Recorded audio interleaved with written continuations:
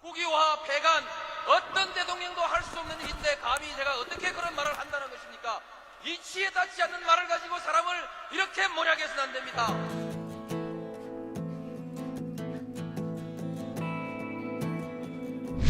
기나긴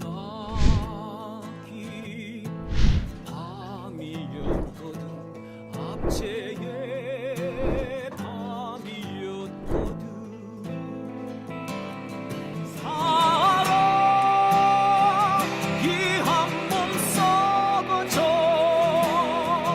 이 붉은 사나에 사랑 해방의 횃불 아래 벌거숭이 사나에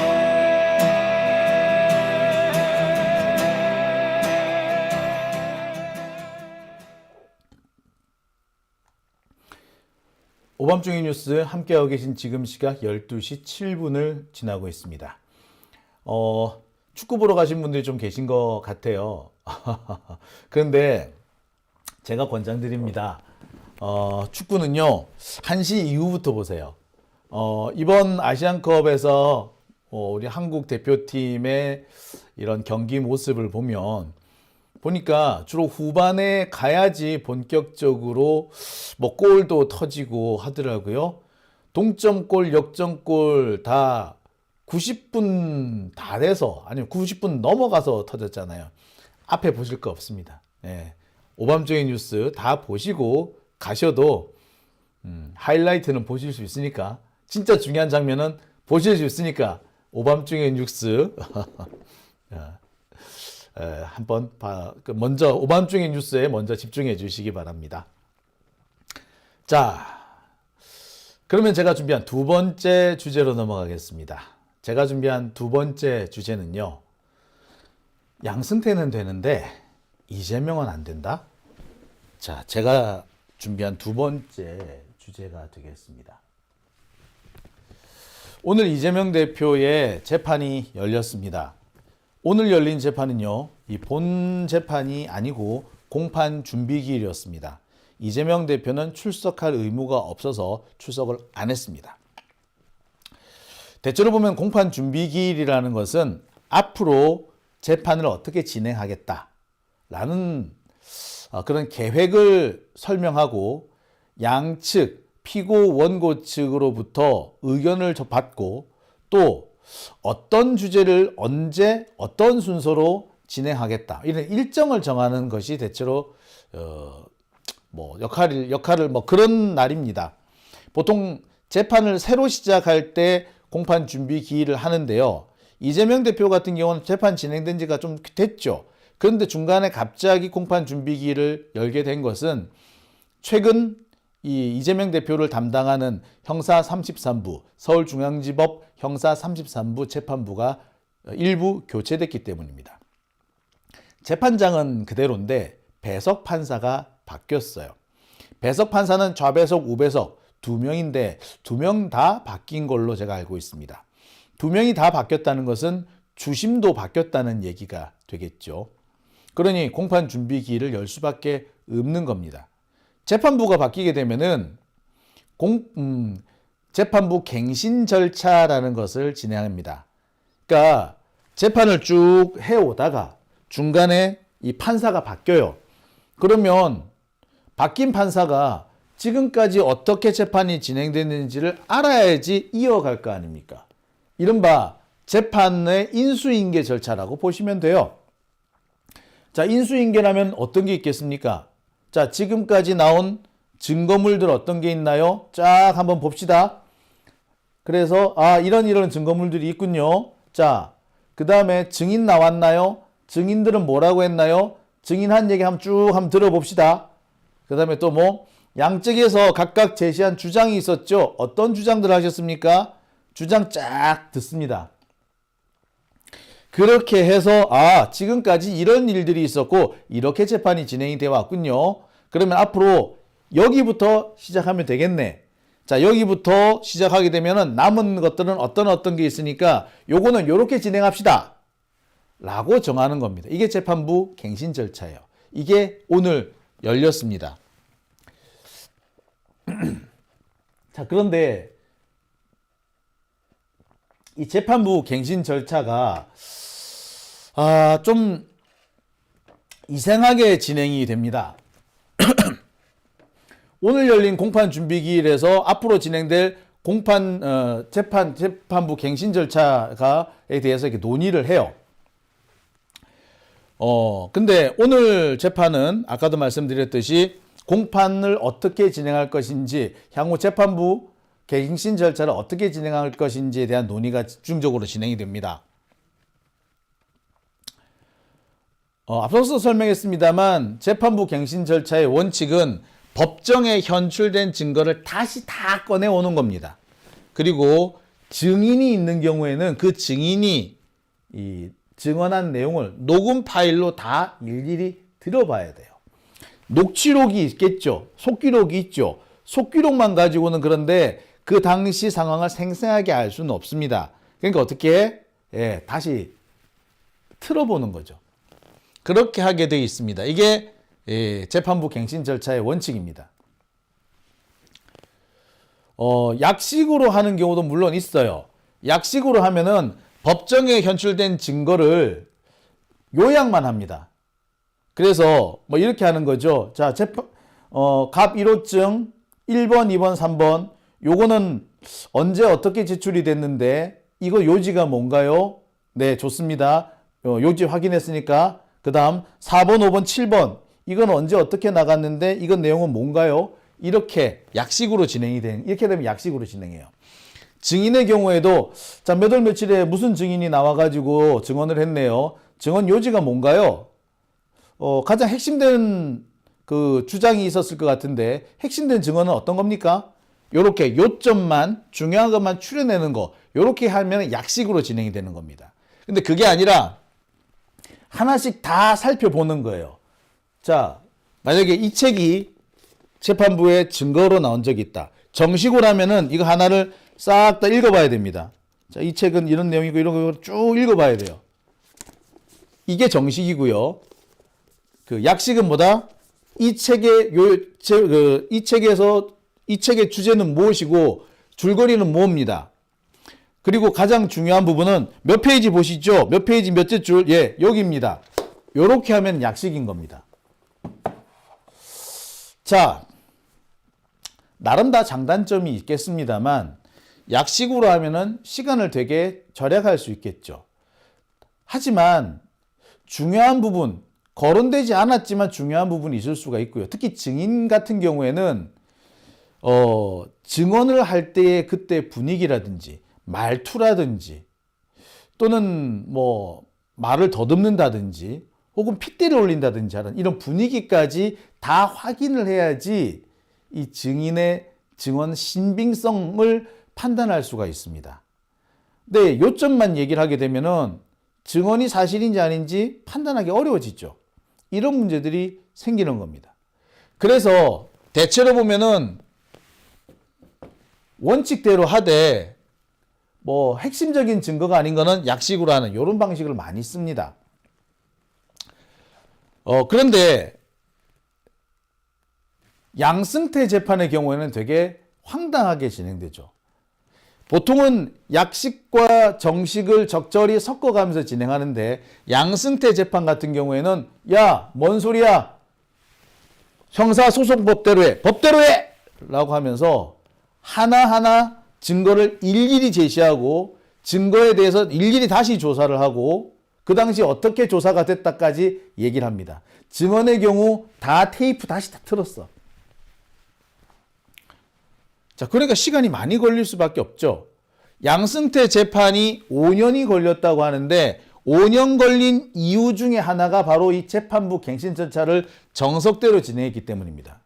양승태 재판은요, 2019년부터 진행되는데 2021년에 재판부가 한번 바뀝니다. 그때 재판부가 바뀌었으니까 정석대로 다시 라고 해서 무려 재판부 갱신 절차가 7개월이 걸려요. 그것도요, 거의 매일 재판을 열어서 진행했는데 그게 7개월이 걸린 거야.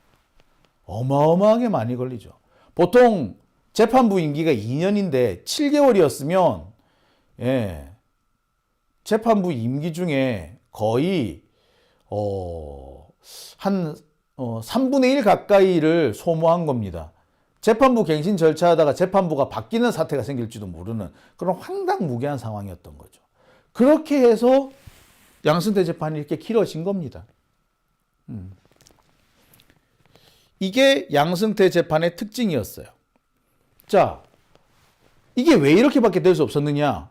양승태가 대법원장이잖아. 그러면서 주장을 한 거야. 오! 무슨 약식이냐? 재판부 갱신조사 뭐 약식이냐? 정식대로 해라. 정석대로 하나하나 다시 다 들어보자. 이렇게 한 거예요. 난리도 아니었어. 하루 종일 응?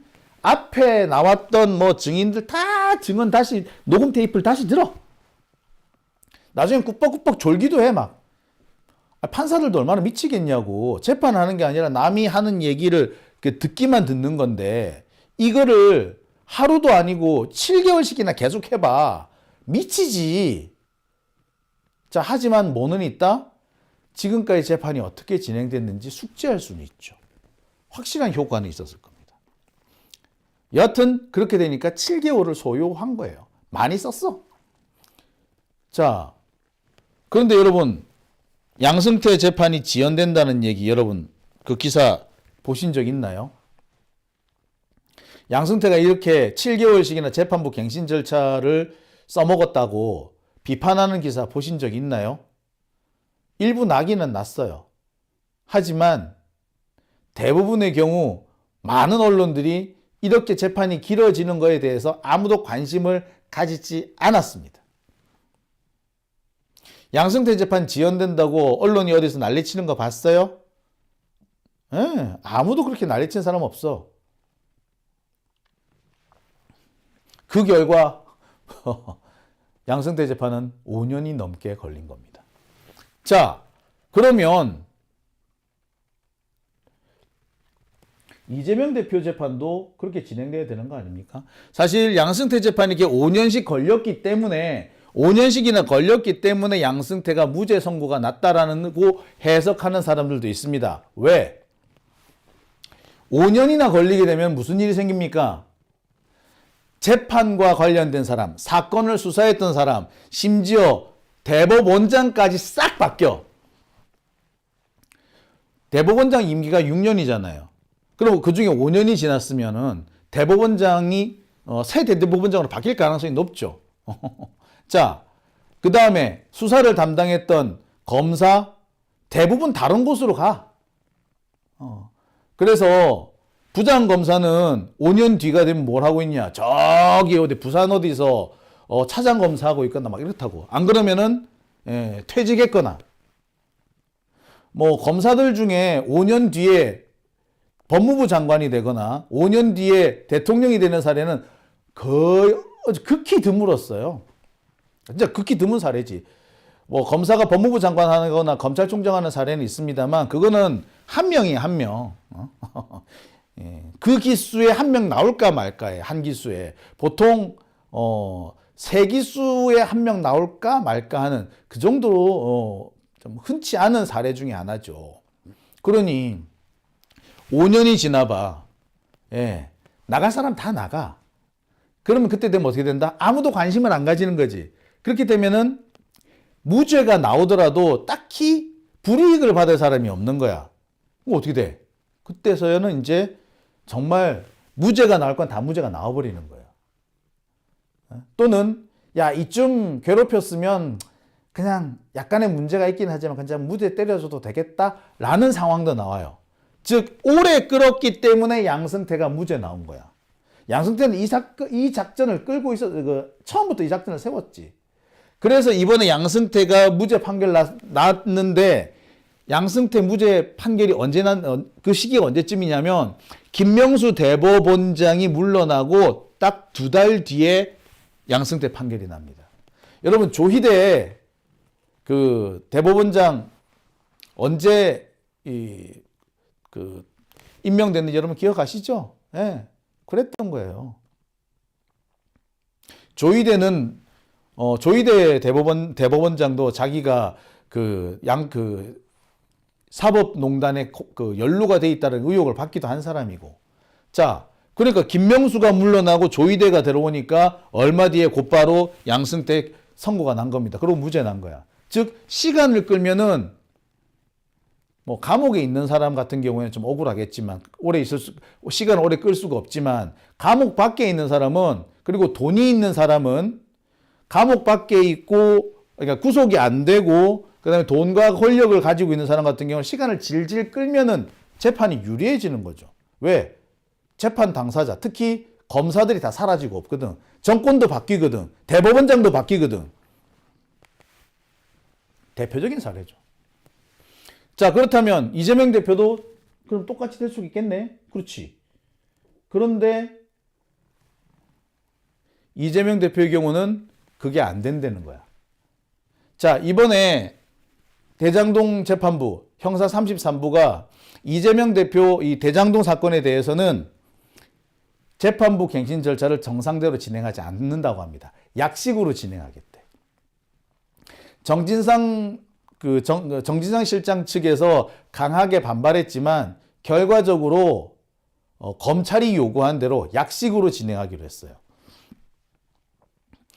이유가 상당히 참 희한해.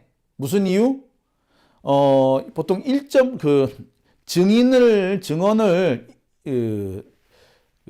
증인이 이제 증언한 내용을 녹음 파일로 이렇게 재생을 하는데, 재생하는 속도를 1.5배속으로 합니다. 빨리 좀 돌린다는 거죠. 1.5배속으로 돌리는 거는, 그냥 1.5배속으로 돌리게 되면 현장감이 없어지기 때문에 듣는 거나 안 듣는 거나 똑같다. 뭐 이렇게 주장을 해요. 잠깐만 여러분, 이게 무슨 말이지? 이해가 좀 안 가죠? 자, 증언을 다시 재청취할 때 1.5배속으로 듣는데 1.5배속으로 들으면 현장감이 없어지는 건 똑같다. 차라리 속기록 보고 요약만 보면은 그게 더 나을 수도 있다. 1.5배속으로 들으면 현장감 없어지는 건 똑같으니까 그냥 속기록 보고 대충 끝내자 이거야. 아니, 아무리 1.5배속으로 들었을 때 현장감이 없어진다고 해도 한번 들어보는 거하고 듣지도 않고 그냥 종이 쪼가리만 쓱 읽어보고 넘어가는 거하고 이게 같습니까? 저는 전혀 같지 않다고 생각하거든요. 같을 수가 없다고 보거든요. 그런데 그게 같다. 1.5배속으로 들으나 에이 그냥 안 보고 속기록만 보고 넘어가나 똑같다. 이거 똑같아요? 여러분 똑같다고 생각하십니까? 그런데 이런 해괴한 논리를 내세우면서 최대한 간단하게 진행하기로 했어요. 왜 양승태 재판과 이재명의 재판은 달라야 하죠? 왜 다르죠? 양승태 재판도 그 재판 기록이 17만 쪽입니다. 이재명 대표 재판도 재판 기록이 20만 쪽이에요. 양승태는 5년씩 끌어도 되고 이재명은 그 재판부 갱신 절차도 제대로 진행 못하는 건가? 그 정도로 빨리 끝내야 돼? 양승태는 게 길게 끌어놓고 이재명은 빨리 끝내야 돼? 왜 그런 이유가 성립을 하죠? 이게 맞는 얘기인가요? 자, 죄송합니다. 예. 카메라가 잠시 꺼졌어요. 카메라를 다시 켜도록 하겠습니다. 네, 카메라가 안 켜지네요. 이제 켜지네요. 죄송합니다. 카메라 때문에 잠시 방송이 중단됐습니다. 자, 여러분 어떻게 생각하십니까? 왜 양승태 재판하고 이재명 재판은 다르게 진행되는 걸까요? 자, 일단 기본적으로 언론 때문이에요. 재판 지연 운운하면서 이 재판부 갱신 절차가 진행되는 것 자체를 되게 불만스럽게 보고 있는 언론들이 많아요. 이거 한국일보 보도거든요. 재판 갱신 절차 때문에 또 한 달이 지연되게 생겼다라고 이렇게 보도를 합니다. 양승태 때는 입도 뻥끗 안 하던 것들이 이재명 때는 왜 이렇게 재판 지연 운운하면서 난리를 치는 걸까요? 지금 이렇게 재판부 재판 지연이 되네 마네 이렇게 난리 아무리 쳐봐도 총선 전에는 결론 안 납니다. 말씀드렸듯이 봐야 될 기록 숫자가 20만 페이지에 달한다고. 죽었다 깨나도 결론 안 납니다. 근데 왜 공판 지연 운운하는 이런 얘기를 하는 거죠? 자, 바로 여기에서 우리 언론의 문제가 드러나는 거죠. 지금 우리 언론과 우리나라 이 법조계는요, 이재명 죽이기에 모두 일치 단결해 있는 상태인 겁니다. 마치 학교폭력 저지르는 가해자들이 자기들끼리 똘똘 뭉쳐서 한 명 딱 죽이는 것과 똑같은, 하나 죽이려고 지금 다들 몰려와 있는 그런 상황이라고 봐도 과언 아닌 겁니다. 그러니까 연진이가 검살이라면 지금 연진이 괴롭히든 연진이가 검찰이라면 지금 동은이 괴롭히든 다른 사람들까지 같이 몰려와 있는 거죠. 예. 지금 뭐라 그러지? 헷갈려. 학교폭력 그러면 가해자 한 명 있죠. 주동자 한 명. 근데 이 주동자 말고 이 주동자한테 괜히 빌 붙어가지고 뭐 하나 얻어먹으려고 그러면서 피해자를 함께 괴롭히는 나쁜 놈들이 있죠. 그게 지금 언론인 겁니다. 참. 이게 지금의 상황이죠. 그래서 지금 이재명 대표 재판도 그렇게 진행이 되고 있습니다. 참 답답해요. 최소한의 공정성도 갖추지 못한 것들이 언론이네 하고 참 설치는 것도 되게 웃기는데, 이렇게 공정성을 망실한 언론들이 공통적인 특징이 있어요. 대주주가 건설업체더라. 한국일보 같은 경우도 건설 자재업체죠. 마루업체잖아. 정말 언론개혁의 그 큰 첩경 중에 하나가 이 건설업체가 함부로 언론사를 소유하지 못하게 하는 것도 참 중요한 게 아닐까. 우리가 언론개혁에서 꼭 짚고 넘어가야 될 그런 문제가 아닐까라고 생각을 해봅니다.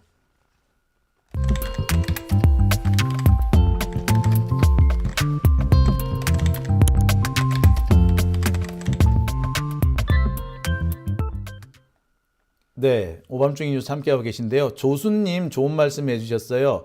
연진이와 혜정이의 관계. 제가 혜정이가 이러면 생각이 안 났어요. 연진이와 혜정이 관계라고 보셔도 될 것 같아요. 주동자가 연진인데, 그 주동자 옆에서 더 악랄하게 굴었던 게 혜정이죠. 뭐 그런 꼴이라고 보셔도 될 것 같습니다. 자, 페널티킥 얻었다고 지금 축구 얘기를 하고 계시네요. 오늘 날 잘못 잡았다. 요즘 계속 제가 방송에 들어오시는 분들 숫자가 적다 했더니 축구 때문에 적게 들어왔었나 보네요. 오늘 하지 말 걸 그랬나? 자, 법은 만인에게 공평해야 된다라고 김인선님 말씀하셨고요. 자, 최선임님께서는 개판사들이라고 하셨습니다. 백마장군님 오셨네요. 반갑습니다. 오드리님도 오셨고요. 물시어인님 오셨습니다. 판사들이 소모지요? 라고 하셨네요. 그러게 말입니다. 네. 조수님께서는 악마들이 법비가 되었다라고 말씀해 주셨네요. 자, 오밤중의 뉴스 함께하고 계신 지금 시각 12시 30분 지나고 있습니다. 자, 그러면 이어서 세 번째 주제로 넘어갑니다.